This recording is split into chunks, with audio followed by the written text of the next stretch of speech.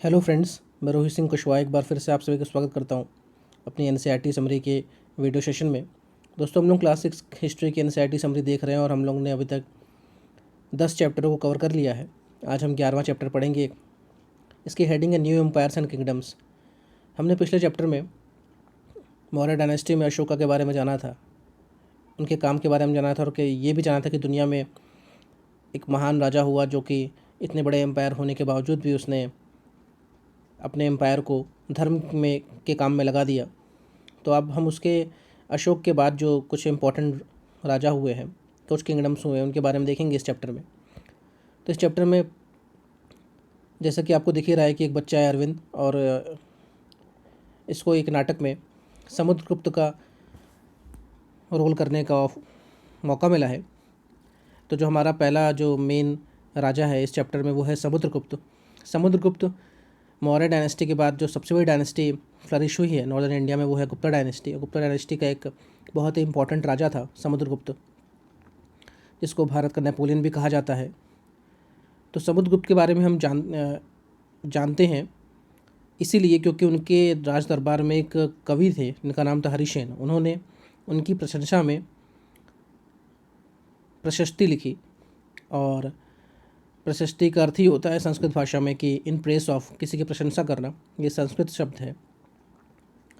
तो हरिसेन ने इलाहाबाद प्रशस्ति लिखी है और उस इलाहाबाद प्रशस्ति में हमें मालूम चलता है समुद्रगुप्त के बारे में। ये जो इलाहाबाद प्रशस्ति लिखी गई थी ये अशोका का ही रॉक पिलर था और उसी में इंस्क्राइब किया गया था। जैसा कि हमने बात कर ही लिया कि अशोका के बाद ही गुप्ता डायनेस्टी आई है। तो उस प्रशस्ति में हरिसेन ने काफ़ी तारीफ़ लिखी है अपने राजा के बारे में, समुद्रगुप्त के बारे में। पिछले चैप्टर में हमने एक प्रशस्ति के बारे में और बात की थी जो कि गौतमी पुत्र सतकर्णी के बारे में, उससे मालूम चला हमें, जो कि साउथ इंडिया में एक बहुत इंपॉर्टेंट राजा था। तो जो समुद्रगुप्त प्रशस्ति है इसमें बताया गया है कि समुद्रगुप्त एक ऐसा राजा था जिसने कभी कोई युद्ध नहीं हारा। एक ऐसा राजा जो कि भगवान के समान था और भगवान के समान उसको दर्जा प्राप्त था। इसमें ये भी लिखा गया कि वो बहुत अच्छा कवि था और उसे कई सारी भाषाओं का ज्ञान था, उसे काफ़ी अच्छा संगीत का ज्ञान था। ये सब बातें इसमें लिखी गई हैं। तो इस प्रशस्ति में सेंटेंस है कि वो समुद्रगुप्त के बारे में लिखा गया है कि उसका जो शरीर था वो काफ़ी चार्मिंग था और उसके शरीर में काफ़ी सारे मार्क्स थे जो कि उसे युद्ध में प्राप्त हुए थे। युद्ध में मतलब एक तरह के निशान थे, चोट के निशान थे, और वो उसको ब्यूटी मार्क्स कहता था। और उसके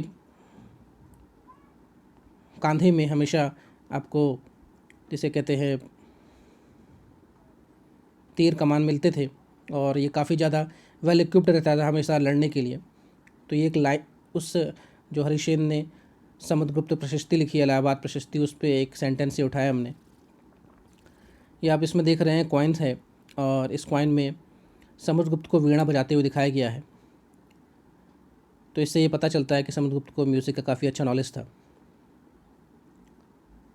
समुद्रगुप्त के बारे में कहा गया कि वो आर्यवर्त का राजा था, और आर्यवर्त का जो एरिया है उसको हम देखेंगे नीचे मैप में। और इसमें कहा गया कि इस आर्यवर्त में छोटे छोटे 9 राजा पहले से राज कर रहे थे। समुद्रगुप्त ने उन सभी को हराया और ये पूरा किंगडम यूनाइट किया। और बताया गया है कि इसी के टाइम पे दक्षिणापथ के भी कई सारे राजा थे जो कि 12 थे, और समुद्रगुप्त ने भी उनके साथ लड़ाइयाँ की और सभी को डिफीट किया। तो ये सारी बातें वो व्यक्ति लिख रहा है जो कि समुद्रगुप्त के राज दरबार में कवि है। उसको पेमेंट, उसको सैलरी समुद्रगुप्त दे रहा है, तो वो उसके बारे में बुराई तो लिखेगा नहीं। इसलिए जब भी आप किसी की प्रशस्ति को पढ़ें, देखें, समझें, तो ये ध्यान रखिएगा उसमें बहुत सी बातें ऐसी होंगी जो कि राजा को खुश करने के लिए लिखी गई थी। समुद्रगुप्त के एरिया के बारे में बताया गया कि इसने जो सुदूर नेपाल वाला एरिया था और आसपास का जो आसाम वाला एरिया था, बंगाल वाला एरिया था, वहाँ पे कई सारे इलाके को उसने जीत लिया था। और ये कहा गया है कि इसने कभी भी कोई युद्ध नहीं हारा था। अब चलते हैं इस मैप में, देखते हैं। इस मैप में कुछ बड़े इंपॉर्टेंट सिटीज़ हैं और किंगडम के बारे में मालूम चलेगा आपको। तो इसमें आप देखिए कि जो ऊपर वाला जो एरिया आपको दिख रहा है जिसमें थानेश्वर आ रहा है, ये इनर स्टेट में अब माना गया है। थानेश्वर वाला हिस्सा जो है, थानेश्वर आज हरियाणा में है। नीचे आप देख रहे हैं कि मथुरा है, प्रयाग है, पाटलिपुत्र है जो कि लाइट ग्रीन में है। इसको आर्यावर्त का एरिया माना गया है। और जो आउटर स्टेट है उसमें आप उज्जैन देख रहे हैं, होल देख रहे हैं, पल्लावास का कांचीपुरम देख रहे हैं। तो ये कुछ इंपॉर्टेंट सिटीज़ हैं। और उससे नीचे जो लिखे हुए, जैसे ऐहोल के नीचे चालुक्य लिखा गया है, अजंता के पास सातवाहन लिखा गया, ये किंगडम्स के नाम हैं। तो ये सब इंपॉर्टेंट जो सिटीज़ थी वो इन्हीं किंगडम द्वारा कंट्रोल की जा रही थी। अब चलते हैं विक्रम संवत के बारे में। तो गुप्ता डायनेस्टी में एक राजा हुआ चंद्रगुप्त सेकंड। उसने 58 ईसा पूर्व में शकों के ऊपर जीत हासिल की, विक्ट्री हासिल की, और उसको कमेमोरेट करने के लिए उसने विक्रम संवत की शुरुआत की और टाइटल लिया, खुद टाइटल लिया विक्रमादित्य का। और तब से हम विक्रम संवत, जैसे आप जब भी अपने घर में आप कैलेंडर देखिएगा तो उसमें शक संवत और विक्रम संवत भी लिखा रहता है कि अभी इस साल, जैसे ग्रेगोरियन कैलेंडर में तो हम 2020 में जी रहे हैं, लेकिन शक संवत में हमारा ईयर क्या है, विक्रम संवत में ईयर क्या है, वो अलग अलग होता है। तो जैसा कि मैंने आपको बताया था कि जो भी प्रशस्तियाँ होती हैं वो राजा के बारे में अच्छी अच्छी बातें लिखी होती है उसमें।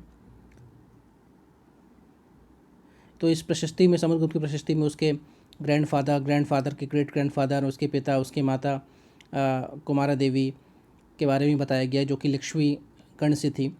चंद्रगुप्त के बारे में बताया गया है कि ये गुप्ता डायनेस्टी के पहले राजा हुए हैं और उन्होंने महाराजाधिराज का टाइटल लिया था, और यही टाइटल समुद्रगुप्त ने भी होल्ड किया।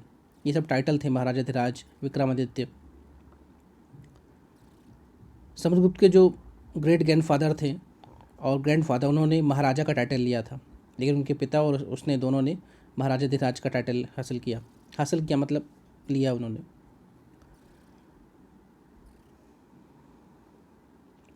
चंद्रगुप्त सेकंड, जिन्होंने विक्रम संवत की शुरुआत की थी, उनके राज दरबार में कई सारे इंटेलेक्चुअल्स थे। उनमें से एक थे आपके काफ़ी फेमस कालिदास, जो कि कवि थे, और इन्हीं के साथ आर्यभट्ट भी थे, वराहमिहिर भी थे इनकी कोर्ट में। तो कंफ्यूज नहीं होना, हरिसेन समुद्रगुप्त की राज दरबार में था, वराहमिहिर, आर्यभट्ट, कालिदास, चंद्रगुप्त सेकंड जिन्होंने विक्रमादित्य का टाइटल लिया था, उनके राज दरबार में थे। अब एक और राजा की बात यहाँ पे की जा रही, हर्षवर्धन की, और इनके बारे में मालूम चलता है हर्षचरित से। तो हर्षवर्धन वर्धन डायनेस्टी के काफ़ी प्रतापी राजा हुए, और आज से लगभग 1400 साल पहले इन्होंने जो आर्यवर्त वाला एरिया हमने देखा है मैप में, उसमें इन्होंने रूल किया।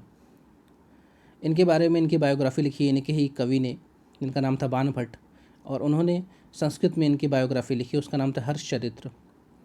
अब जब राजा का ही कवि राजा के बारे में कुछ लिख रहा है तो ये बात तो बिल्कुल तय है कि इसमें राजा के खिलाफ कोई बात नहीं होगी। तो हर्षचरित्र में हम हर्षवर्धन के बारे में सब अच्छी अच्छी और उनके बारे में कुछ महानता के बारे में जानेंगे। हर्षवर्धन के टाइम ह्वेन सांग, जो कि एक चाइनीज़ ट्रैवलर था, वो इनके राज दरबार में आया था। बाद में नालंदा में उसने कुछ समय व्यतीत भी किया, और ह्वेन सांग ने अपनी ऑटोबायोग्राफी में बताया था कि हर्षवर्धन ने गंगा किनारे प्रयाग में कुंभ का भी आयोजन कराया था। तो ह्वेन सांग हर्षवर्धन के कोर्ट में था, आया था, रुका था कुछ साल। हर्षवर्धन के बारे में बताया गया कि वो अपने पिता के सबसे बड़े बेटे नहीं थे, जैसा कि हम देख रहे हैं कि अब राजा का बड़ा बेटा ही राजा बन रहा है। तो इनके पिताजी का जो रूल था वो थानेश्वर में था, और इनके पिताजी और इनके बड़े भाई को दोनों को मार दिया गया था। बंगाल का जो राजा था शशांक, उसने इनको मार दिया था बाद में, और इसके जीजा को भी मार दिया था। बाद में हर्षवर्धन ने इन सब का बदला लिया और बाद में रूल करता थानेश्वर में। काफ़ी बड़े एरिया में हर्षवर्धन ने रूल किया, और इसका हर्षवर्धन का जो इलाका था वो मगध का पूरा इलाका भी इसने कनकर किया, साथ में जो बंगाल वाला इलाका था उसको भी इसने कनकर किया। ये साउथ इंडिया में भी को भी जीतना चाहता था, लेकिन जो पुलकेशिन सेकंड राजा था साउथ इंडिया का, उसने इसको हराया था नर्मदा के तट में, नर्मदा नदी के तट में, मतलब दक्कन पहुंचने से पहले ही ये हार गए थे हर्षवर्धन। तो जो पुलकेशिन सेकंड थे चालुक्य राजा थे।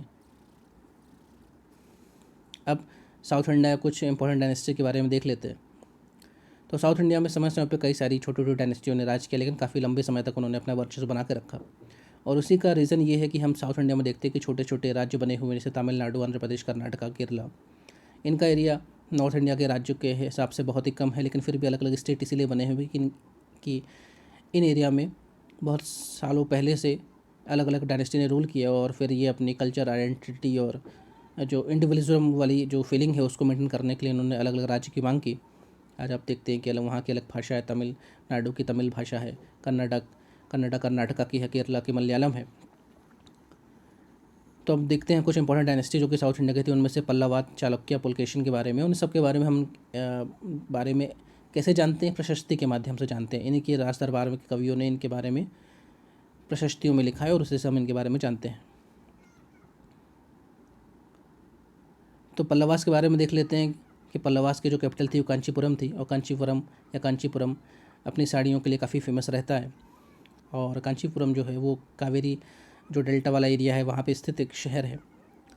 चालुक्य जो है वो रायचूर दोआब का जो एरिया था उसके बीच में इनका पूरा रूल था। रायचूर दोआब किसे कहते हैं? कृष्णा और तुंगभद्रा रिवर के बीच का जो पूरा एरिया है उसको रायचूर दोआब कहते हैं। ये बहुत ही इंपॉर्टेंट टर्मिनोलॉजीज हैं, इनको आपको याद रखना है, क्योंकि प्रीलिम्स में तो ऐसे ही उठा के सवाल रख देते हैं और आप कंफ्यूज हो जाएंगे कि कौन सी नदी के कन्फ्लुएंस को, कौन सी दो नदियों के बीच के हिस्से को रायचूर दोआब कहते थे। ऐहोल के बारे में हमने देखा था मैप में, चालुक्य की कैपिटल रही है और काफ़ी इंपॉर्टेंट ट्रेडिंग पॉइंट भी रहा है, रिलीजियस सेंटर भी रहा है, और कई सारे मंदिर आपको ऐहोल में मिलेंगे। पल्लवा और चालुक्य आपस में हमेशा लड़ते रहे हैं क्योंकि आसपास ही इनका एरिया था और हर राजा चाहता है कि उसका एरिया बड़ा हो, और वो इस चक्कर में जो उसके पड़ोसी राज्य रहते हैं उस पर आक्रमण करता है।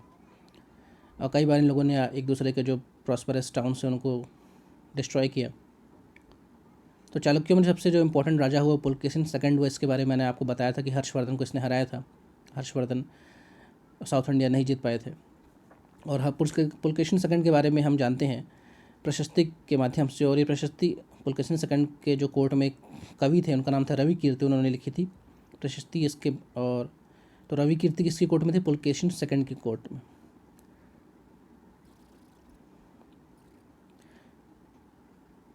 इनकी प्रशस्ति में बताया गया है कि पुलकेशिन को जो राजगद्दी मिली थी वो उनके अंकल के द्वारा प्राप्त हुई थी।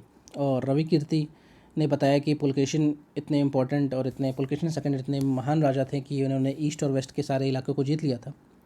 और इसी रवि कीर्ति द्वारा जो प्रशस्ति लिखी गई है उसी से हमको मालूम चलता है कि हर्षवर्धन ने को हराया था पुलकेशिन सेकंड ने, क्योंकि भानुभट्ट ने हर्षचरित्र लिखा हर्षवर्धन का, लेकिन मैंने बताया कि राजा की डिफीट, राजा के बारे में कुछ गलत बात उसका कवि नहीं लिखेगा। तो कभी ये आता है कि हर्षवर्धन को पुलकेशिन सेकंड ने हराया, इसका उल्लेख आपको किस सोर्स से मिलता है? और उसमें एक ऑप्शन रहता है कि भानुभट्ट द्वारा रचित हर्षचरित्र में, तो वो ऑप्शन गलत है, क्योंकि जो राजा के लिए प्रशस्ति लिखी गई है उसमें राजा की डिफीट या राजा के बारे में कुछ भी गलत बात नहीं लिखी होगी। ये आपको याद रखना है, कॉमन सेंस लगाना है इसमें थोड़ा।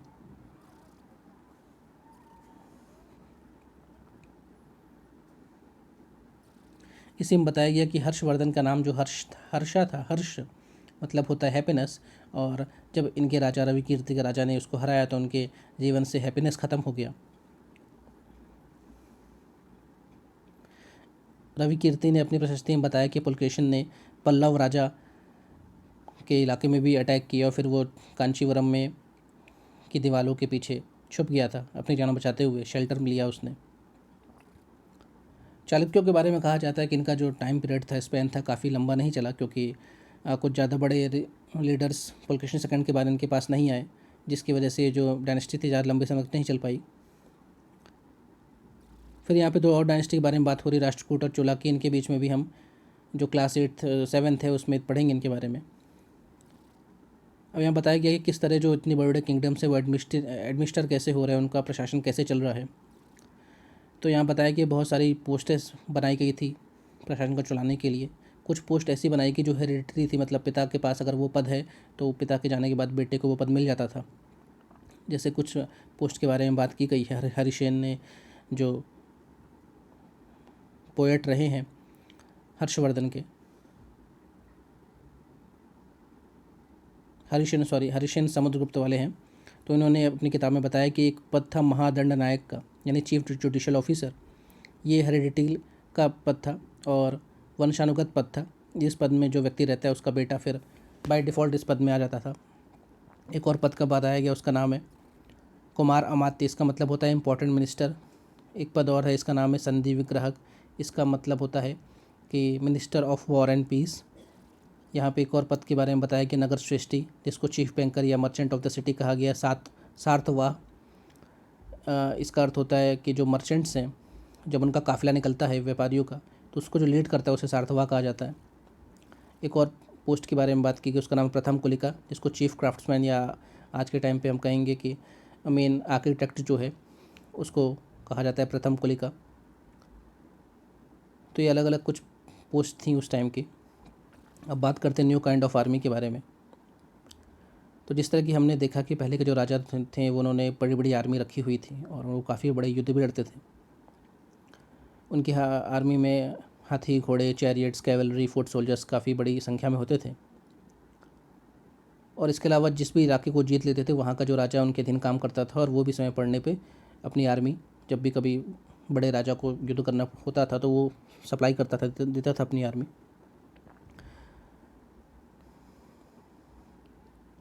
लेकिन जो पहले के राजा हुए उनको किसी तरह की कोई रेगुलर सैलरी का प्रावधान नहीं था। आर्मी तो बड़ी थी लेकिन कोई रेगुलर सैलरी नहीं मिलती थी। उनको ज़मीन दे दी जाती थी कि भाई अब ज़मीन से आप खेती लीजिए और टैक्स लीजिए और अपना खर्चा निकालिए।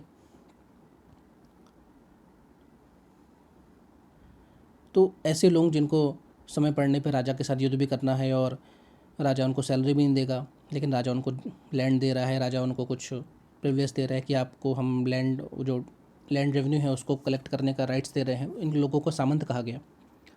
इंग्लिश में इसे फ्यूडलिज्म कहते हैं। और ये जो सामंत लोग होते थे इनके पास खुद की छोटी आर्मी होती थी, और जब भी कोई जो मेन सेंटर में जो बड़ा किंगडम है अगर वो वीक होता था या उसका जो राजा था वो वीक होता था, तो यही सामंत लोग अपने आप को इंडिपेंडेंट घोषित करके छोटा छोटा डायनेस्टी इस्टेब्लिश कर लेते थे। सदर्न किंगडम्स के बारे में बात करते हैं कि वहाँ पे जो सभाएं थी, असेंबलीज थी, वो कैसे काम कर रही थी। तो पल्लवास का इंस्क्रिप्शन जो है उसने बताया कि साउथ इंडिया में बहुत सारी लोकल असेंबलीज काम कर रही थी, लोकल सभाएं काम कर रही थी।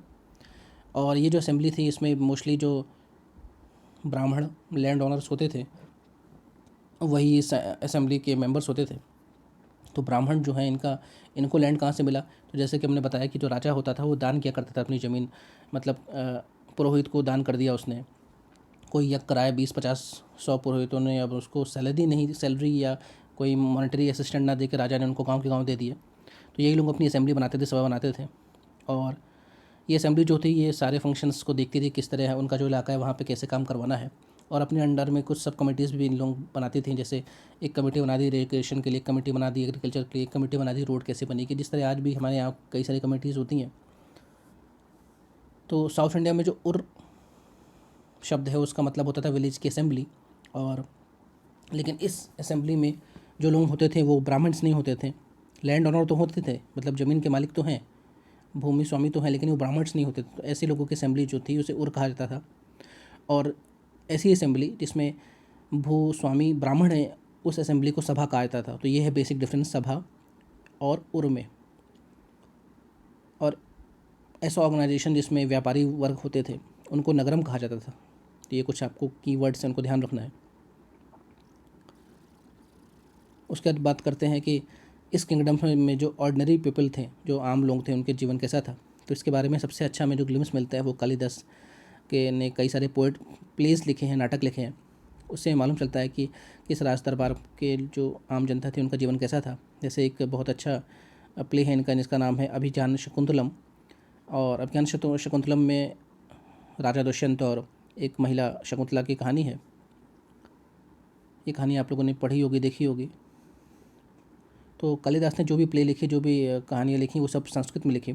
और इन्होंने अपने प्ले और अपनी जो नाटक हैं उनके माध्यम से बताया कि उस टाइम का जो सोशल स्ट्रक्चर था वो कैसा था। तो ये जो अभिज्ञान शकुंतलम है इसकी थोड़ी सी मैं कहानी आपको बता देता हूँ कि राजा दुष्यंत जो होते हैं वो एक बार शिकार करने आते हैं और उनको शकुंतला नाम की लड़की मिलती है, उससे उनको प्रेम होता है। फिर वो उसको एक अपनी रिंग दे के वापस लौट जाते हैं कि अभी मैं निकल जाता हूँ और तुम आना मेरे राज दरबार में और ये रिंग दिखाना, तो फिर मैं तुम्हें पहचान लूँगा, फिर हम तुमसे शादी करेंगे। एक्चुअल वाली शादी करेंगे, ये जंगल में गंधर्व विवाह कर लेते हैं। बाद में होता ही है कि शकुंतला जो लड़की रहती है वो नदी में एक बार नाव में विहार करती है, तो उसकी जो अंगूठी होती है, रिंग होती है, वो नदी में गिर जाती है और फिर ये एक मछली उसको निगल लेती है। बाद में उस मछली को एक मछुआरा पकड़ता है और मछुआरा जब उस मछली को काटता है तो उसको रिंग मिलती है और वो रिंग फिर वो उसको शाही समझ में आती है कि ये बड़ी रॉयल रिंग है और फिर इसको वो ज्वेलर के पास बेचने जाता है। वहाँ से वो मालूम चलता है राज परिवार में जाता है। फिर राजा को याद आता है उस रिंग को देख के कि उन्होंने एक महिला शकुंतला से वादा किया था और फिर वो उसके पास वापस जाते हैं। यही कहानी है अभिज्ञान शकुंतलम में। तो चाइनीज़ एक ट्रैवलर था फाहियान, उसने भी अपने जो उसके जो यात्रा वृत्तांत हैं, ट्रैवलॉग है, उसमें भी बताया कि किस तरह जो भारत के जो किंगडम्स थे वहाँ पे जो वर्ण व्यवस्था थी वो काफ़ी ज़्यादा प्रचलित थी और यहाँ पे अनटचेबल्स के साथ बहुत बुरा व्यवहार होता था और ये व्यवहार जो हाई क्लास के लोग थे और जो पावरफुल लोग थे वो करते थे। ये सब बातें अलग अलग लोगों ने अपने अपने जो ट्रैवलॉग है उसमें लिखी हुई हैं। बाण भट्ट ने भी बताया है कि राजा की आर्मी किस तरह मूव करती थी, या पढ़ लीजिएगा, कुछ ज़्यादा इसमें इम्पोर्टेंट नहीं है। अब चलते हैं, जिस तरह की हमने देखा है कि एनसीईआरटी का एक पैटर्न है कि एक चैप्टर के बाद एक आपको वर्ल्ड हिस्ट्री से जुड़ी हुई एक लोकेशन के बारे में बताता है, हम उसके बारे में देखते हैं। तो यहाँ पर जो लोकेशन बताई गई है वो अरेबियन पेनिनसुला के बारे में बताई गई है। अरेबियन पेनिनसुला में का जो आज का क्षेत्र, जहाँ पे आपको Saudi Arab, United Arab Emirates, Kuwait, Qatar, Bahrain, Oman, ये सब कंट्रीज़ मिलते हैं। तो यहाँ पे बताया गया कि आज से लगभग 1400 साल पहले यहाँ पे प्रॉफेट मोहम्मद ने एक नए धर्म का शुरुआत की जिसको हम इस्लाम कहते हैं। और ये जो धर्म था इस्लाम, ये शुरुआत में बहुत तेज़ी से जो अरेबियन पेनिनसुला है वहाँ पे फैला। और इस धर्म ने, जिस तरह क्रिश्चियनिटी ने बोला कि भाई सबको बराबर का अधिकार दीजिए, सब बराबर हैं, यही जो थॉट है वो इस्लाम में धर्म में बोला गया। और ये जो रिलीजन है इस्लाम, ये काफ़ी तेज़ी से बाकी जो ईस्टर्न नेशंस है वहाँ ही बहुत तेज़ी से फैला, क्योंकि जो भी लोग अनटचेबल्स जैसे ट्रीट किए जा रहे थे और हायर लोगों के द्वारा, माइटी लोगों के द्वारा, उन लोगों ने अपने उस धर्म से हट के ये जो नए रिलीजन्स उभर रहे थे, जैसे क्रिश्चियनिटी उभर रही है, इस्लाम आ रहा है, इसको इन्होंने अडॉप्ट करना ज़्यादा मुनासिब समझा, क्योंकि इसमें कोई अनटचेबल्स वाला भाव नहीं था और यहाँ पे उनकी जो डिग्निटी है वो मेंटेन हो रही थी। तो यही यहाँ पे बात बताई गई है कि इस्लाम धर्म के बारे में क्या क्या उसमें अच्छी बात कही गई है। और बड़ी तेज़ी से फिर ये जो इस्लाम धर्म है ये बहुत तेज़ी से फैला। और हम आज देखते हैं कि आज अगर इंडिया की बात करें, दुनिया की सबसे बड़ी जो इस्लामिक धर्म को मामले वाली पॉपुलेशन है वो इंडिया में ही रिसाइड करती है अभी। दोस्तों, ये रहा आपका चैप्टर 11। अब एक और चैप्टर बचा हुआ है, क्लास 6 की हिस्ट्री जो है, फिर हम उसको रैप करेंगे। तो अगर आपको ये सीरीज़ अच्छी लग रही है तो प्लीज़ लाइक कीजिए, कमेंट कीजिए, चैनल में नए हैं तो इसे सब्सक्राइब कीजिए। और कुछ कहना है, कुछ कमी पेशी रहेगी तो उसके बारे में मुझे कमेंट बॉक्स में ज़रूर बताइए। तो दोस्तों, मिलते हैं अपने अगले सेशन में, तब तक के लिए धन्यवाद, जय हिंद।